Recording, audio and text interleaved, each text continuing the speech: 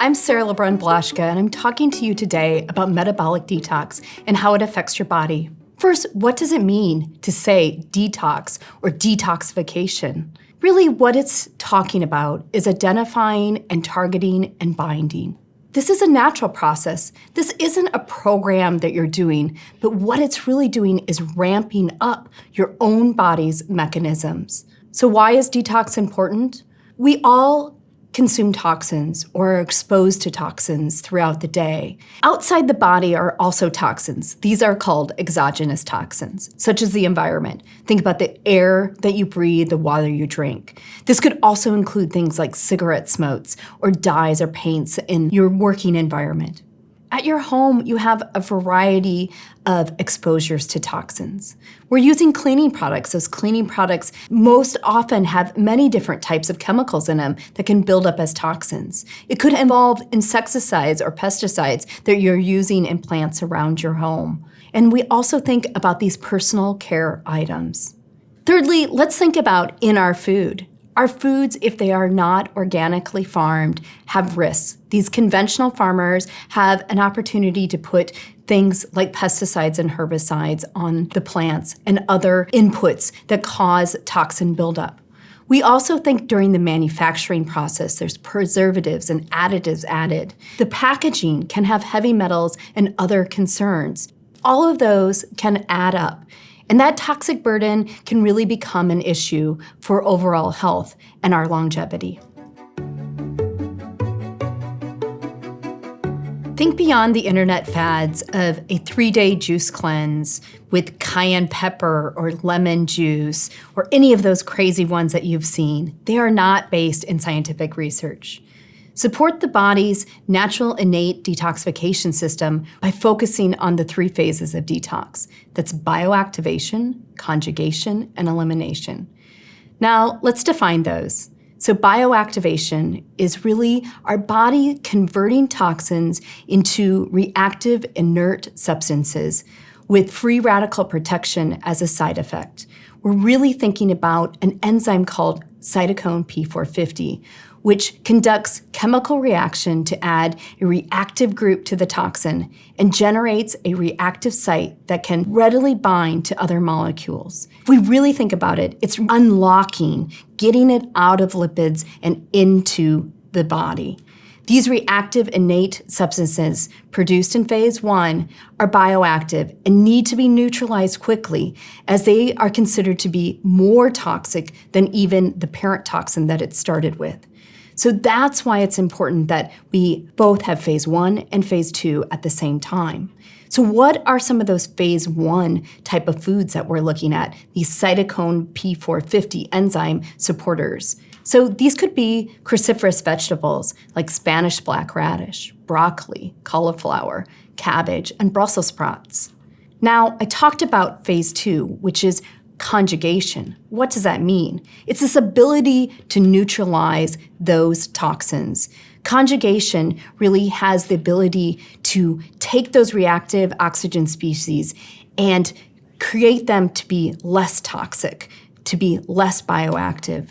In that conversion from a non-toxic to a water-soluble molecule, it's key that we utilize amino acids. These specific amino acids that help to basically walk those toxins out of the body is called glycine.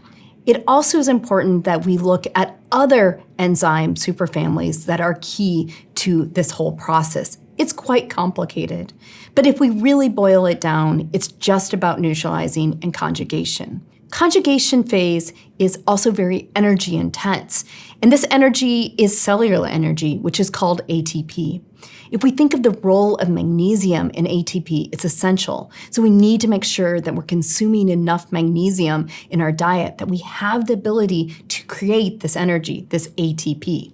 Conjugation also requires a variety of other cofactors for various reactions, which come from the form of nutrients and phytonutrients. Micronutrients are key in supporting phase 2. And this is to support antioxidants, this antioxidant pathway, which makes sure things are neutralized. This is supported by vitamins, minerals, and other antioxidant components like bioflavonoids and polyphenols. So now let's talk about the last phase. We're talking about elimination here, also sometimes referred to transport. So if you think about this, it's transporting from the cells out to the gut to remove it from the body. There are multiple proteins that are key to this process to get it out of the cell and through the body into the gut. We talked about energy in phase 2. Energy is also a key component of phase 3. Again, that cellular energy. Now, let's really get to why elimination is key, because elimination really is removing those toxins, and it can happen really in multiple ways, through the sweat that you have, through urine, and through feces. So what is a metabolic detox program? It is a systematic nutritional support that really helps to amp up your own detoxification process in your body. It's really going to help to emphasize those 3 phases that we discussed earlier. You may have to remove specific foods and beverages from your diet because these may interfere or detract from what you're trying to do to remove those toxins from your body. Some of them may be hard to have that discussion about, such as coffee, tea, and other sweetened beverages.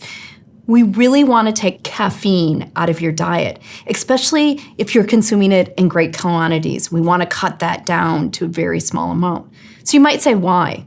Well, caffeine is really dependent on that phase 1, that cytochrome P450, and that really takes more work to remove that as a whole, that we want to focus on those other hidden toxins within the body that really are key to getting rid of these toxins as a whole in your body.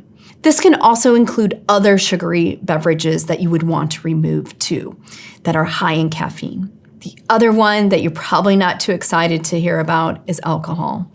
Alcohol requires both phase 1 and phase 2 detoxification, and by consuming it, you're also taking that burden to remove that we want to go back and remove those other toxins. So you also may want to remove dairy. This is really because of the lactose in it, and many people are lactose intolerant. So if we think about lactose, this is the carbohydrate that is in dairy products. And almost 70% of the global population has this lactose intolerance, which can also detract from what you're doing in the whole process of metabolic detoxification programs. So processed foods are a key issue. We talked about that earlier. They most likely have preservatives and additives to them. They are not grown normally organically. And so if you think about what those could be, it's like hot dogs, potato chips, refined foods, those added sugars, sodas, other sweets. We really want to remove them. As we think about starting our journey of metabolic detoxification program, let's think about how we can implement these diet changes. So you may have heard you could have symptoms during a metabolic detoxification program. So what are those? Fatigue, headache, irritability? You may ask, why? Why would I have these? If you're removing caffeine and sugar cold turkey, you can have withdrawal from that. And it's affecting your nervous system, otherwise impacting your overall body by removing these from your diet.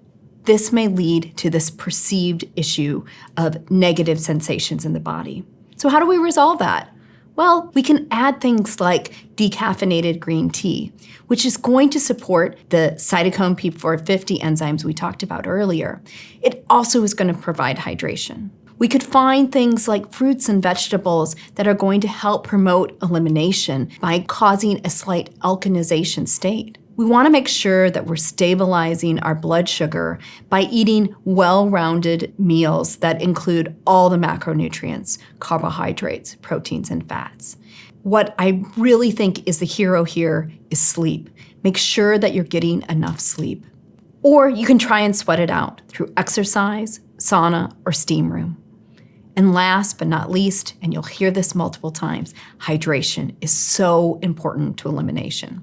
So sometimes we hear about cravings. We've removed things from our diet. And of course, if you remove anything, you want it. So how can we resolve that? Again, back to consuming those foods that are alkalized and promoting a healthy balance in our microbiome. I talked about earlier the need for protein because it's helping with that conjugation phase. And so by having enough protein, it's going to help with our conjugation, and it's also going to provide the sense of satiety. If you're somebody who craves sugar, there are great alternatives. Think about the natural sugars in fruits. You may also be a carbohydrate craver, those starchy vegetables. There are great healthy starchy vegetables such as sweet potatoes or parsnips. So one of the other concerns we hear about often is bowel irregularity. You have a concern that you can't go appropriately. So we need to address that. It is key that you have elimination because if you don't eliminate, the toxins can recirculate. We can resolve the concern of elimination not happening by first hydrating, right? Hydration, we've talked about it. We can add bitter vegetables and herbs to support a healthy movement of the bowels, but then we can also improve it through the fiber that these vegetables are giving, and it's going to support all three phases. Fiber is so essential in healthy fats. And then lastly, we need to stay active during this process. We want to keep moving because it helps us to eliminate appropriately and keeps our body healthy as we go through this whole detoxification process. Let's summarize what we learned.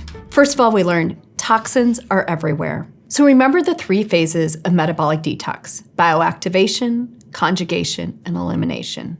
We also discussed what can I expect in a detoxification program. Well, you're going to have to eliminate some foods.